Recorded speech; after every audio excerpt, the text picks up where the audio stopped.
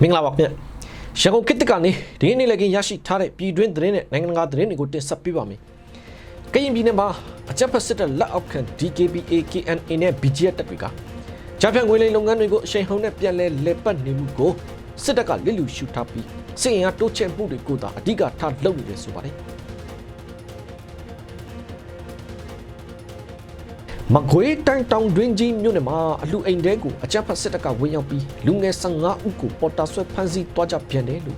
ဒေသခံပြည်သူတွေကရန်ကုန်ခေတ်တစ်ကိုပြောပါတယ်မန္တလေးတိုင်းမြင်းကျန်မြို့နယ်မှာအကြမ်းဖက်စစ်တပ်ကဖေဖော်ဝါရီလ4ရက်နေ့ဖြစ်တဲ့မနေ့ကညပိုင်းအထိကျေးရွာ9ခုကိုဇက်တိုက်မိရှို့ဖျက်ဆီးမှုတွေကြောင့်စာတင်ကျောင်းတွေပါဝင်နေအိမ်အများအပြားမိလောင်ပြချခဲ့တယ်လို့ဒေသခံပြည်သူတွေကရန်ကုန်ခေတ်တစ်ကိုပြောပါတယ်အကြမ်းဖက်စစ်တပ်ကကဏီနဲ့မြိုင်မြို့နယ်မှာရှိတဲ့ရသပြည်သူတွေနေထိုင်ရာခြေရွာတွေကိုလေကြောင်းကနေဘုံကျဲတိုက်ခိုက်တော်မူကြောင့်ပြည်သူအများပြားဘေးလွတ်ရာတွေကိုတိမ်းရှောင်နေရတယ်လို့ဒေသခံတွေကရန်ကုန်ခေတ်တစ်ကိုပြောပါတယ်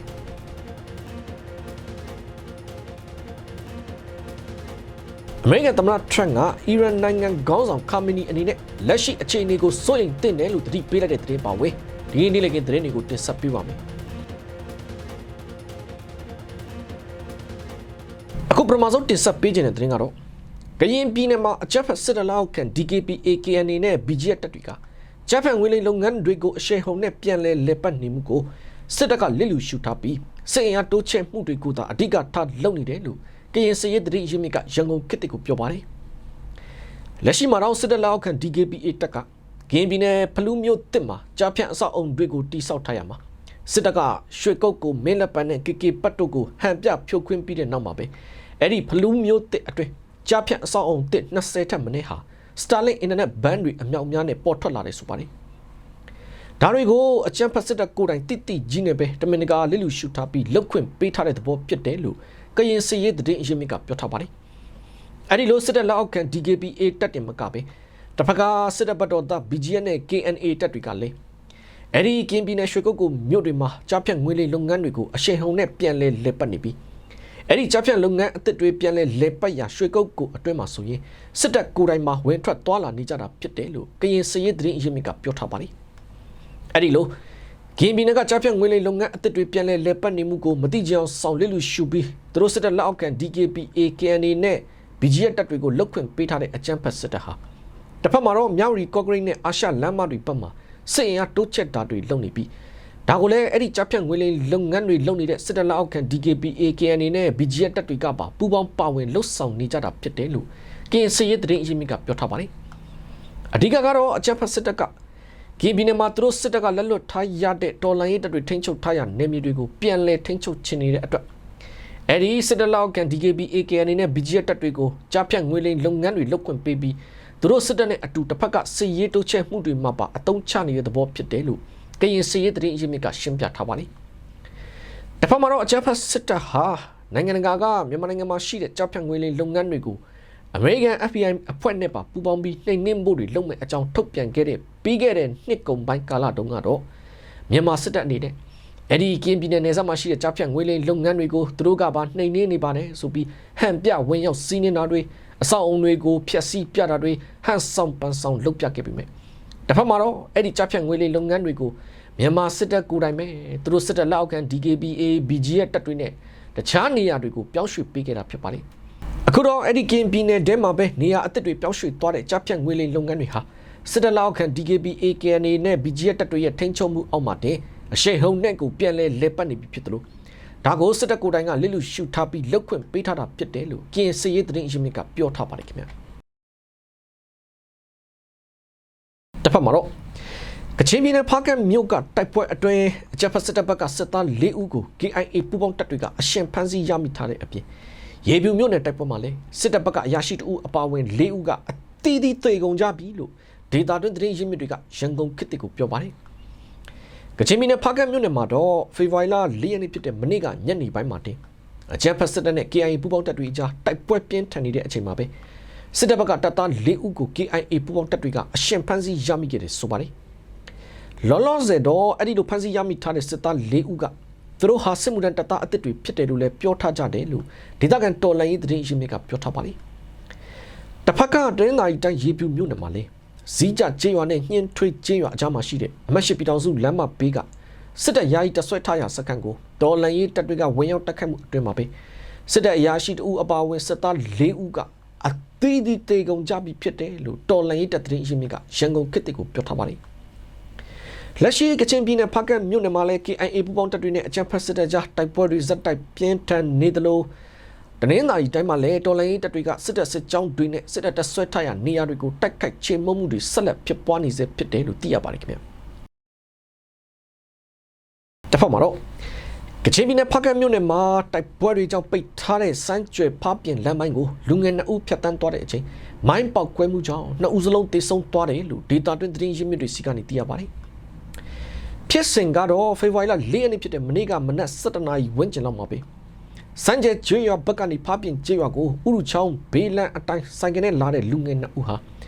တိုက်ပွဲတွေကြောင့်ပိတ်ထားတဲ့စမ်းကြွယ်ဖားပြင်လမ်းပိုင်းကိုဖြတ်တဲ့အချိန်မှာမိုင်းထိသေဆုံးသွားတာပါအဲ့ဒီလမ်းပိုင်းမှာဒေတာတွင်းစစ်ရေးအခြေအနေတွေကြောင့်ပြီးခဲ့တဲ့2025စက်တင်ဘာလဝန်းကျင်လောက်ကတည်းကပိတ်ထားတာဖြစ်တယ်လို့လည်းဆိုပါတယ်လောလောဆယ်တော့အဲ့ဒီမှာမိုင်းထိသေဆုံးသူလူငယ်2ဦးဟာဖားကန့်မြို့ကန်တွေဖြစ်ပြီးဖားကန့်မြို့နယ်လောက်ခင်းကျေးရွာမော်စီစာမှာနေထိုင်တဲ့သူတွေဖြစ်တယ်လို့သိရပါတယ်လက်ရှိမှာလည်းဖားကန့်မြို့နယ်တဝန်တိုက်ပွဲတွေပြင်းထန်နေပြီးစစ်ရေးကတော်တော်ကိုတင်းမာနေတဲ့အချိန်ဖြစ်တယ်လို့လည်းဒေတာကန်တွေကပြောထားပါတယ်ဒါကလည်းအကြမ်းဖက်စစ်တပ်ကအဲ့ဒီဖားကန့်မြို့နယ်မှာရှိတဲ့ KIA ပူးပေါင်းတပ်တွေထိန်းချုပ်ရာနေမြေတွေကိုဇန်နဝါရီလ30ရက်နေ့ကတည်းကစပြီးခတ်တီတီနဲ့စစ်ကြောင်းထိုးတာတွေတွားလုပ်တဲ့အတွက်နှစ်ဖက်တိုက်ပွဲတွေကဇက်တိုက်ကိုပြင်းထန်နေတာဖြစ်တယ်လို့အဲ့ဒီစစ်ရေးအခြေအနေတွေကြောင့်ဖားကန့်စိတ်မှုမိန်လန်းကိုပါလက်တလောပိတ်ထားတယ်လို့ဒေတာကန်တွေကပြောထားကြပါတယ်ခင်ဗျာတဆက်တည်းမှာပဲကချင်ပြည်နယ်ဖားကန့်မြို့နယ်ဘက်မှာတိုက်ပွဲတွေပြင်းထန်နေတဲ့အချိန်တိုက်ပွဲဖြစ်ပွားမှုမရှိတဲ့ဝိုင်းမော်မြို့နယ်ကရွှေညောင်ပင်ကျေးရွာကိုအကြမ်းဖက်စစ်တပ်ဟာလေနဲ့လာပြီးအကြောင်းမဲ့ဘုံကျဲတိုက်ခိုက်သွားရမှာကားတွေနေအိမ်တွေမိလောင်ပျက်စီးထားတဲ့အပြင်ပြည်သူတွေလည်းထိခိုက်မှုရှိထားပြန်တယ်လို့ဒေသခံတွေကရန်ကုန်ခေတ်ကိုပြောပါတယ်ဒါကတော့ဖေဖော်ဝါရီလ4ရက်နေ့ဖြစ်တဲ့မနေ့ကညနေ9:00 နာရီလောက်မှာပဲဝိုင်းမော်မြို့နယ်ရွှေညောင်ပင်ကျေးရွာကိုအကြမ်းဖက်စစ်တပ်ကတိုက်ပွဲဖြစ်ပွားမှုမရှိဘဲလေနဲ့လာပြီးဘုံကျဲသွားရမှာကာဝါရှော့တစ်ခုကိုဘုံကြီးတွေထိမှန်ပြီးပြည်သူတွေထိခိုက်မှုရှိထားတဲ့အပြင်ကားတွေနဲ့နေအိမ်တွေပါမိလောင်ပျက်စီးထားတယ်ဆိုပါတယ်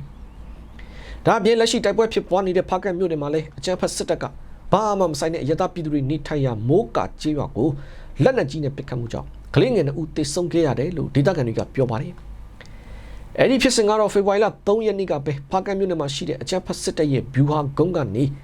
ရသားတွေရှိရာဘက်ကိုတမင်တကာလက်နက်ကြီးနဲ့ပစ်ခတ်မှုကြောင့်မိုးကာကျေးရွာမှာလက်နက်ကြီးကြီးကျပြီး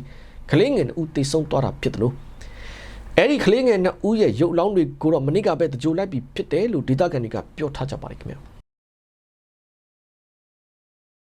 တစ်ဖက်မှာတော့မကွေးတိုင်းတောင်တွင်းကြီးမြို့နယ်မှာအလူအိမ်တဲကိုအကြမ်းဖက်စစ်တပ်ကဝင်ရောက်ပြီးလူငယ်15ဦးကိုပေါ်တာဆွဲဖမ်းဆီးသွားကြပြန်တယ်လို့ဒေသခံပြည်သူတွေကရန်ကုန်ခေတ်ကိုပြောပါတယ်ဖြစ်စဉ်ကတော့ဖေဖော်ဝါရီလ3ရက်နေ့ည9:00 နာရီလောက်ကပဲတောင်တွင်းကြီးမြို့နယ်အောင်ပေါက်ကျေးရွာမှာအလှလုတ်ဖို့ပြင်ဆင်နေတဲ့အိမ်ကိုအကြမ်းဖက်စစ်တပ်ကလူငယ်တွေကိုပေါ်တာဆွဲဖမ်းဆီးဖို့ဝင်ရောက်လာတယ်ဆိုပါတယ်အဲ့ဒီအချိန်မှာပဲဝရုံ3ကားနဲ့ထွက်ပြေးကြပေမဲ့အလူအိမ်မှာရောက်နေတဲ့လူငယ်15ဦးကတော့စစ်တပ်ရဲ့ပေါ်တာဆွဲဖမ်းဆီးမှုကိုခံလိုက်ရတယ်လို့ဒေသခံတွေကပြောထားပါတယ်အဲ့ဒီနောက်ပေါ်တာဆွဲခံရတဲ့လူငယ်တွေကိုအကြမ်းဖက်စစ်တပ်ကသူတို့ရဲ့ခမရ103တပ်ရင်းနဲ့တခါတည်းခေါ်သွားပြီးအဲ့ဒီမှာဆက်လက်ချုံနှောင်ထားတယ်လို့ဒေသခံပြည်သူတို့ကပြောထားပါတယ်လက်ရှိအကြမ်းဖက်စစ်တပ်ဟာလာမဲ့သူတို့ရဲ့စစ်မှုထမ်းအပတ်စဉ်တွေအတွက်လူငယ်တွေကိုပေါ်တာဆွဲဖမ်းဆီးမှုတွေတောက်လျှောက်လုပ်နေရမှာရန်ကုန်မန္တလေးလိုမြို့ကြီးတွေကလူငယ်တွေအပါအဝင်စစ်တပ်ထိန်းချုပ်ထားရာဒေသတွေကလူငယ်တွေဟာစစ်မှုထမ်းအပတ်စဉ်တစ်ခုရောက်ခါနီးတိုင်းနေပေါင်းစုံနဲ့ပေါ်တာဆွဲခံရမှုတွေဖြစ်ပေါ်နေတယ်လို့သိရပါတယ်ခင်ဗျာတစ်ဖက်မှာတော့မန္တလေးတိုင်းမြင်းကြံမြို့နယ်မှာအကြမ်းဖက်စစ်တပ်ကဖေဖော်ဝါရီလ4ရက်နေ့ဖြစ်တဲ့မနေ့ကညပိုင်းအထိကျေးရွာ9ခုကိုဇက်တိုက်မိရှို့ဖျက်ဆီးမှုတွေကြောင့်စာတင်ကျောင်းတွေပါဝင်နေအိမ်အများအပြားမိလောင်ပြချခဲ့တယ်လို့ဒေသခံပြည်သူတွေကရန်ကုန်ခေတ်ကိုပြောပါတယ်ဒါကတော့ဖေဖော်ဝါရီလ4ရက်နေ့ဖြစ်တဲ့မနေ့ကမနက်ပိုင်းမှာတင်အကြမ်းဖက်စစ်တပ်ဟာမြင်းကြံမြို့နယ်အေးကျေးရွာကိုစတင်ဝင်ရောက်ပြီးတော့နေအိမ်တွေကိုမိရှို့ဖျက်ဆီးခဲ့တယ်ဆိုပါတယ်အဲဒီနောက်ထပ်ပြီးတော့တစောင်းနညွန်းနဲ့ဓာကျွန်းကျေးရွာတွေကိုပါညပိုင်းအထိတရွာဝင်တရွာထွက်ဝင်ရောက်ပြီးတော့မိရှို့ဖျက်ဆီးခဲ့ရမှာနညွန်းကျေးရွာကစာတင်ကျောင်းပါဝင်နေအိမ်အများပြမိလောင်ပြချခဲ့တယ်လို့ဒေသခံတွေကပြောပါတယ်လက်တလုံးမှာတော့အဲ့ဒီကျေးရွာ9ရွာကမိလောင်ပျက်စီးသွားတဲ့နေအိမ်အဆောက်အဦတွေရဲ့အရေးအတွက်အတိအကျကိုမသိရသေးသလို အဲ့ဒီရွာတွေမှာရှိတဲ့ပြည်သူတွေကတော့စစ်တပ်စစ်ကြောင်းတွေဝင်ရောက်ကတဲ့ကဘေးလွတ်ရာတွေကိုတင်းရှောင်နေရပြီးမနေ့ကညဘိုက်မှာဆိုရင်ကျေးရွာတွေကမိလောင်နေတာကိုဒီအတိုင်းအဝေးကနေသာကြည်နေရတယ်လို့ဒေသခံတွေကပြောထားကြပါတယ်အလားတူတင်းသာတိုင်းရေပြူမြို့နယ်မှာလည်းဖေဖော်ဝါရီလ3 ရက်နေ့ကပဲအကြမ်းဖက်စစ်တပ်ကတစ်တိုတောင်ကျေးရွာနဲ့ရလိုင်းကျေးရွာတွေကိုဝင်ရောက်ပြီးမိရှုဖျက်ဆီးသွားသေးတယ်လို့အဲ့ဒီဒေသနေပြည်သူတွေကလည်းပြောထားကြပါသေးတယ်ခင်ဗျတစ်ဖက်မှာတော့အကြမ်းဖက်စစ်တပ်ကကဏီနဲ့မြိုင်မြို့နယ်မှာရှိတဲ့ရသပြည်သူတွေနေထိုင်ရာကျေးရွာတွေကိုလေကြောင်းကနေဘုံကျဲတိုက်ခိုက်တော်မူကြောင့်ပြည်သူအများပြားဘေးလွတ်ရာတွေကိုတိမ်းရှောင်နေရတယ်လို့ဒေသခံတွေကရန်ကုန်ခေတ်တစ်ကိုပြောပါတယ်စကိုင်းတိုင်းကကဏီမြို့နယ်မှာတော့ဖေဖော်ဝါရီလ4 ရက်နေ့ဖြစ်တဲ့မနေ့ကမွန်းလွဲပိုင်းမှာပဲတတဦးလေတပ်ကနေတက်လာတဲ့အကြမ်းဖက်စစ်တပ်ရဲ့ Jet Fighter လေယာဉ်2စီးဟာကဏီမြို့နယ်အနောက်တောင်ပိုင်းကရသပြည်သူတွေနေထိုင်ရာကျေးရွာတွေကို၄ချိန်တိုင်လှည့်ပတ်ပြီးဘုံကျဲသွားတယ်ဆိုပါတယ်လက်ရှိမှာတော့အဲ့ဒီဘက်ကထိခိုက်ပျက်စီးမှုအခြေအနေတွေကိုမသိရသေးပဲကျေးရွာနေပြည်သူအများအပြားကတော့ဘေးလွတ်ရာတွေကိုတင်းရှောင်နေရတယ်လို့ဒေသခံတွေကပြောပါတယ်အလားတူမကွေးတိုင်းမြိုင်မြို့နယ်မှာလည်းဖေဖော်ဝါရီလ4 ရက်နေ့ဖြစ်တဲ့မနေ့ကညနေပိုင်းမှာပဲရသပြည်သူတွေနေထိုင်ရာကျေးရွာတွေဘက်ကိုအကြမ်းဖက်စစ်တပ်ကလေနဲ့လာပြီးဘုံကျဲတိုက်ခိုက်သွားတယ်လို့အဲ့ဒီဘက်ကပြည်သူတွေလည်းဘေးလွတ်ရာတွေမှာတင်းရှောင်နေရတယ်လို့ဒေသခံပြည်သူတို့ကပြောထားပါတယ်လက်ရှိအကြမ်းဖက်စစ်တပ်ဟာသူတို့လက်လွတ်ထားရတဲ့မြို့တွေနဲ့မြို့နယ်တွေကိုပြန်လည်လိုချင်နေတဲ့အတွက်သူတို့စစ်တပ်စစ်ကြောင်းတွေတိုးလို့မရတဲ့နေရာတွေဆိုတိုက်ပွဲနဲ့မဆိုင်တဲ့အရသပြည်သူတွေနေထိုင်ရာနေရာတွေကိုတမင်တကာဥတီပြီးအခုလိုလေကြောင်းကနေဘုံကျဲတိုက်ခိုက်မှုတွေနဲ့စစ်ရာဇဝတ်မှုတွေကိုပြောင်းတင်းကျူးလွန်နေကြတယ်လို့ဒေတာတွင်သတင်းရင်းမြစ်ကပြောထားပါသေးတယ်ခင်ဗျအခုတခါနိုင်ငံတကာသတင်းတွေပတ်ပါတော့အမေရိကန်သမ္မတထရန့်ကအီရန်နိုင်ငံခေါင်းဆောင်ခါမေနီအနေနဲ့လက်ရှိအခြေအနေကိုစိုးရိမ်သင့်တယ်လို့သတိပေးလိုက်ပါတယ်အီရန်နိုင်ငံကအမေရိကန်နဲ့နျူကလ িয়ার ဆိုင်ရာဆွေးနွေးပွဲတွေကိုဒီတစ်ပတ်အတွင်းဆက်လက်လှုပ်ဆောင်သွားမယ်လို့ပြောကြားလိုက်ပါတယ်ဒီဆွေးနွေးပွဲတွေဟာအိုမန်နိုင်ငံမတ်စကတ်မြို့မှာဖေဖော်ဝါရီလ9 ရက်နေ့အတွင်းကျင်းပဖို့စီစဉ်ထားတဲ့အကြောင်းအီရန်ဘက်ကလည်းအတည်ပြုထားပါတယ်အီရန်နိုင်ငံဂျာယီဝန်ကြီးကလည်းအမေရိကန်နဲ့နျူကလ িয়ার ဆွေးနွေးပွဲကိုမတ်စကတ်မှာကျင်းပမယ်လို့ X Twitter မှာရေးသားခဲ့ပြီးဆွေးနွေးပွဲအတွက်အားလုံးပြင်ဆင်ပေးတဲ့အိုမန်နိုင်ငံကိုကျေးဇူးတင်တဲ့အကြောင်းပါထုတ်ဖော်ပြောကြားခဲ့ပါတယ်အစောပိုင်းမှာတော့ဒီဆွေးနွေးပွဲတွေကိုတူရကီနိုင်ငံမှာလုပ်မယ်လို့သတင်းတွေထွက်ပေါ်ခဲ့ပြီးတချို့သတင်းတွေကတော့ဆွေးနွေးပွဲတွေပြတ်သွားနိုင်တယ်လို့လည်းဖော်ပြခဲ့တာကြောင့်ရေနံဈေးနှုန်းတွေဟာမြင့်တက်လာခဲ့သလိုအမေရိကန်ဘက်ကစစ်ရေးနဲ့အရေးယူနိုင်ခြေကိုစိုးရိမ်မှုတွေလည်းမြင့်တက်ခဲ့ပါတယ်ဒီအချိန်မှာပဲအမေရိကန်သမ္မတဒေါ်နယ်ထရန့်ကအီရန်အမြင့်ဆုံးခေါင်းဆောင်ခါမေနီကိုရည်ညွှန်းပြီးသူအရန်ကိုစိုးရိမ်တဲ့တယ်လို့ NBC သတင်းဌာနနဲ့အင်တာဗျူးမှာပြောကြားခဲ့ပါတယ်အီရန်အနေနဲ့အမေရိကန်နဲ့ဆွေးနွေးမယ်ဆိုတာသတိထားရမယ်လို့ထရန့်ဘက်ကထပ်ပြောခဲ့ပြီးအီရန်ဟာအမေရိကန်နဲ့အစ္စရေးရဲ့အရင်ကလေကြောင်းတိုက်ခိုက်မှုတွေပြီးတဲ့နောက်မှာနျူကလ িয়ার စက်ရုံအသစ်တစ်ခုထပ်ပြီးတည်ဆောက်ဖို့စဉ်းစားနေပြန်တယ်လို့လည်းပြောဆိုခဲ့ပါတယ်သူတို့အဲ့ဒီလိုလုပ်မယ်ဆိုရင်အလွန်ဆိုးရွားတဲ့အရေးယူမှုတွေလုပ်မယ်ဆိုတာကိုလည်းသတိပေးခဲ့ပြီးဖြစ်တယ်လို့သမ္မတထရန့်ကပြောထားပါသေးတယ်လက်တော်မှာထရန့်အစိုးရကအရှေ့လေဘိုင်းဒေတာကိုအမေရိကန်စစ်သင်္ဘောအုပ်စုဆေးလွတ်ထားပြီးမကြာခင်ကပဲအီရန် drone တစ်စင်းကိုပါအမေရိကန်လေယာဉ်ကပစ်ချခဲ့တယ်လို့သိရပါတယ်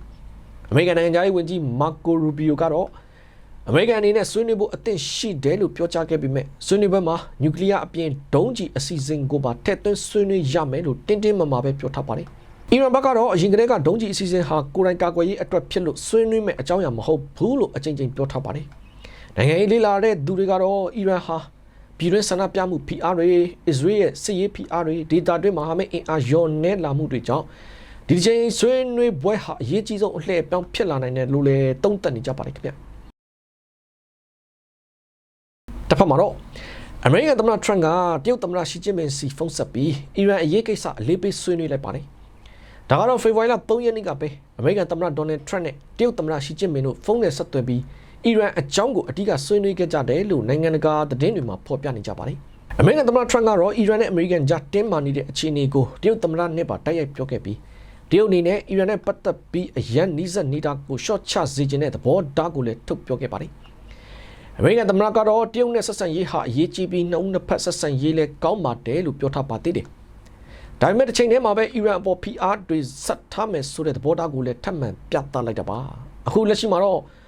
့အမေရိကန်ကအီရန်ကိုနျူကလ িয়ার အစီအစဉ်နဲ့ပတ်သက်ပြီးအလျှော့ပေးစေခြင်းနေတယ်လို့အီရန်ကမလိုက်နာဘူးဆိုရင်စစ်ရေးအရအရေးယူနိုင်တဲ့ဆိုတဲ့စကားတွေကိုလည်းထရန့်ဘက်ကထပ်ခါပြောနေပါတယ်ဒါပေမဲ့လည်းတရုတ်ဘက်ကတော့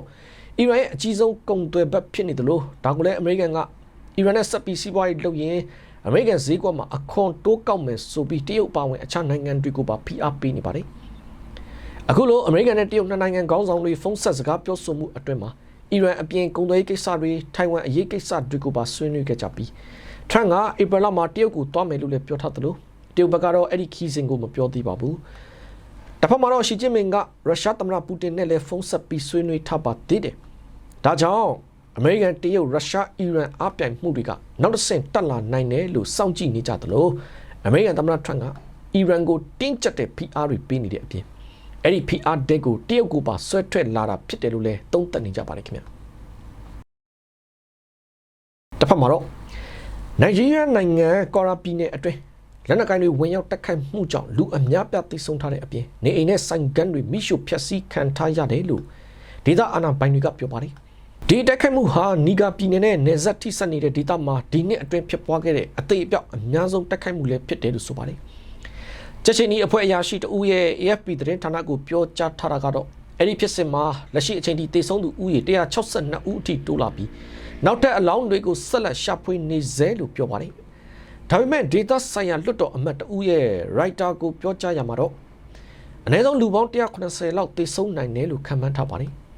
အဲ့ဒီနိုင်ဂျီးရီးယားနိုင်ငံကွာရာပြည်နယ်လွတ်တော်အမတ်တဦးကတော့အင်္ဂါနေ့ညနေ6နာရီလောက်မှာလက်နက်ကင်တွေဝင်လာပြီးစိုင်တွေနဲ့ကြေးရွာအကြီးအကဲရဲ့အိမ်ကိုပါမိရှို့ဖျက်ဆီးခဲ့တယ်လို့ပြောပါတယ်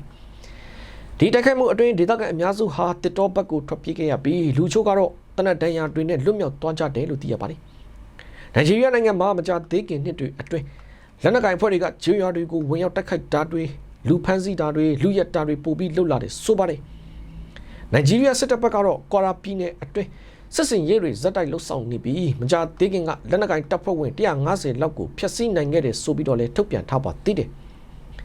လက်ရှိလုံခြုံရေးအခြေအနေဆိုးရွားလာတဲ့အတွက်အဲ့ဒီကွာရာပြည်နယ်အာဏာပိုင်တွေကအချို့ဒေသတွေမှာညမထွက်ရအမိန့်ထုတ်ပြန်ခဲ့ပြီးကျောင်းတွေကိုယာယီပိတ်ထားတယ်လို့လည်းသိရပါတယ်လက်ရှိအချိန်မှာတော့နိုင်ဂျီးရီးယားရဲ့လုံခြုံရေးအခြေအနေဟာနိုင်ငံတကာအနေနဲ့လည်းအထူးစောင့်ကြည့်ခံနေရပြီးအကြမ်းဖက်မှုတွေကြောင့်ခရစ်ယာန်မွတ်စလင်မခွဲခြားဘဲပြည်သူတွေဇက်တိုက်အသက်ဆုံးရှုံးနေရတဲ့အခြေအနေဖြစ်တယ်လို့လည်းလေးလာသုံးသက်သူတွေကပြောနေကြပါတယ်ခင်ဗျတစ်ဖက်မှာတော့ကွန်ဂိုနိုင်ငံအရှေ့ပိုင်းမှာရှိတဲ့ကိုတန်တပ်ထုတွင်မှာပြီးခဲ့တဲ့ဗုဒ္ဓဟူးနေ့ကပဲမြေပြိုမှုဖြစ်ပွားခဲ့မှုအတွင်းအနည်းဆုံးလူပေါင်း200ကျော်သေဆုံးခဲ့တယ်လို့ဒေသခံအာဏာပိုင်တွေနဲ့သတင်းဌာနတွေကအတည်ပြုပြောကြားလိုက်ပါတယ်လက်ရှိမှာကွန်ဂိုနိုင်ငံဟာမိုးရာသီအတွင်းရောက်ရှိနေတာကြောင့်မြေသားတွေဟာအလွန်ပျော့ပြောင်းပြီးမခိုင်ခန့်တဲ့အခြေအနေမှာရှိနေပါတယ်မိုးတိထန်စွာရွာသွန်းမှုကြောင့်မြေပြိုကျခဲ့ပြီးတပ်ထုတွင်ဒူးနေတဲ့တွင်းဝတဲကိုမြေသားတွေပိကျသွားခဲ့တာပါလက်ရှိကွန်ဂိုနိုင်ငံရဲ့ပြည်내အုပ်ချုပ်ရေးမှုပြောရေးဆိုခွင့်ရှိသူကတော့ဒီမြေပြိုမှုမှာတပ်ထုတွင်လုံသားတွေတင်မကပဲအနီးနားကကလေးငယ်တွေနဲ့ဈေးတဲ့အမျိုးသမီးတွေပါစုစုပေါင်းအယောက်200ကျော်မြေပိသေဆုံးခဲ့ရတယ်လို့ပြောကြားခဲ့ပါတယ်လူအချို့ကတော့အချိန်မီကယ်တင်နိုင်ခဲ့ပေမဲ့ပြင်းထန်တဲ့ဒဏ်ရာတွေရရှိခဲ့ကြပြီးလက်ရှိမှာလူပေါင်း20လောက်ဟာလည်းစိတ်ယုံတွေမှာကုသမှုခံယူနေရပါတယ်ဒီတပ်ထုတွေဟာကမ္ဘာစီးပွားရေးအတွက်အလွန်အရေးကြီးတဲ့နေရာတစ်ခုဖြစ်တယ်လို့ဒီနေရာဟာကမ္ဘာဂိုးဒန်ထွက်ရှိမှုရဲ့15%ကိုထောက်ပံ့ပေးနေတာပါဂိုးဒန်တပ်ထုဟာစမတ်ဖုန်းတွေကွန်ပျူတာတွေလေယာဉ်အစိတ်ပိုင်းတွေနဲ့ gas turbine တွေထုတ်လို့ရမှာမရှိမဖြစ်လိုအပ်တဲ့ကုန်ကြမ်းလည်းဖြစ်ပါတယ်ဒီတပ်ထုတွေဟာ2024ခုနှစ်ကတည်းကယမနာနိုင်ငံကနေကြောထောက်နောက်ခံပေးထားတဲ့ M23 တပုံအဖွဲ့ရဲ့ထိန်းချုပ်မှုအောက်မှာရှိနေတာပါကုလသမဂ္ဂကတော့အဲ့ဒီ M23 အဖွဲ့ဟာသူတို့ရဲ့စစ်စင်ရေးတွေအတွက်ဒီတယန်ဇာတာတွေကိုအသုံးပြုပြီးဗန်နာငွေရှာဖွေနေတယ်လို့လည်းဆွဆွဲထားပါသေးတယ်ကွန်ဂိုနိုင်ငံဟာကမ္ဘာပေါ်မှာတယန်ဇာတာအကျွဲဝါဆုံးနိုင်ငံတစ်ခုဖြစ်ပေမဲ့လေပြည်သူတွေရဲ့80%ကျော်ဟာတစ်နေ့ကို$2အောက်နဲ့သာစင်ရဲစွာရှင်သန်နေကြရပါတယ်အခုသေဆုံးသွားတဲ့သူတွေဟာလည်းတစ်နေ့ကို$အနည်းငယ်ရဖို့အတွက်စကရိယာတွေမပါဘဲလက်နဲ့ကိုယ်တိုင်တူးဖော်ရင်းအသက်ပေးလိုက်ကြရတာဖြစ်ပါတယ်ခင်ဗျတစ်ဖက်မှာတော့ဖိလစ်ပိုင်မှာသမ္မတမာကိုစ်ဂျူနီယာကိုတရားစွဲဆိုပြီးယာဒူကနေဖယ်ရှားဖို့ကြိုးစားတဲ့အမှုတွေကိုပါလီမန်ကော်မတီကပယ်ချလိုက်ပါတယ်ဖေဖော်ဝါရီလ4ရက်နေ့မှာပဲဖိလစ်ပိုင်လွှတ်တော်အတွင်းစစ်ဆေးရမှာသမ္မတကိုအပြစ်တင်ထားတဲ့အချက်တွေကအထောက်အထားမလုံလောက်ဘူးလို့ဆိုပြီးအရေးယူဆောင်ရွက်ဖို့မလိုအပ်ဘူးဆိုတဲ့ဆုံးဖြတ်ချက်ချခဲ့တာပါဒီမှုတွေကတော့အခွန်ပေးဆောင်တဲ့သူတွေစီကငွေဘီလီယံနဲ့ချီပြီးလိမ်လည်သုံးစွဲခဲ့တဲ့ဆိုတဲ့ဆွဆွဲချက်တွေပါဝင်ပါတယ်အထူးသဖြင့်ရေကြီးမှုကာကွယ်ရေးအခြေခံအဆောက်အုံစီမံကိန်းတွေကိုအတုလုပ်ပြီး ဖိလစ်ပိုင်သမ္မတကမိတ်ဖက်တွေကိုအကျိုးရှိအောင်လုပ်ခဲ့တယ်လို့ဆွဆွဲထားတာပါတိုင်ကြားသူအဖွဲ့ဘက်ကတင်သွင်းတဲ့အမှုတစ်ခုမှာတော့အမျိုးသားဘတ်ဂျက်ကိုမိတ်ဖက်တွေစီငွေပြန်လှည့်အောင်စီစဉ်ခဲ့တယ်လို့ဆွဆွဲထားပါသေးတယ်နောက်ထပ်အမှုတစ်ခုကတော့အရင်သမ္မတဟောင်းဒူတာဒေးကိုဖမ်းဆီးပြီးအပြည်ပြည်ဆိုင်ရာရာဇဝတ်ခုံရုံး ICC ကိုပို့လိုက်တာဟာလူခိုးယူမှုနဲ့တူတယ်ဆိုတဲ့ဆွဆွဲချက်လည်းရှိနေပါတယ်ဒါပေမဲ့လွှတ်တော်ကော်မတီဘက်ကတော့သမ္မတကိုယ်တိုင်အကျင့်ပြတ်ချစားမှုကိုညွှန်ကြားခဲ့တယ်ဆိုတဲ့အထောက်အထားမရှိဘူးလို့ဆိုပါတယ်ဒါပေမဲ့တိုင်ကြားရေးအဖွဲ့ဘက်ကတော့ဒီဆုံးဖြတ်ချက်ဟာအပြစ်ပေးခံရဖို့လမ်းကိုပိတ်လိုက်တာပဲလို့ဝေဖန်ထားပြီးလက်ရှိဖိလစ်ပိုင်အစိုးရနဲ့မိတ်ဖက်တွေကသမ္မတကိုလူထုရှေ့မှမဖြေရှင်းစေခြင်းတို့ပယ်ချတာလို့လည်းဆိုနေပါတယ်ဒါနဲ့ပတ်သက်ပြီးသမ္မတရုံးပြောရေးဆိုခွင့်ရှိတဲ့သူကတော့အမှုတွေဟာအခြေမြင့်မရှိဘူးဆိုတာကိုလွှတ်တော်ကမြင်တွေ့လိုက်ပြီလို့ပြောပြီးသမ္မတအနေနဲ့ရှေ့ဆက်ပြီးတော့အလုပ်လုပ်ဖို့အချိန်ရောက်ပြီလို့ပြောပါတယ်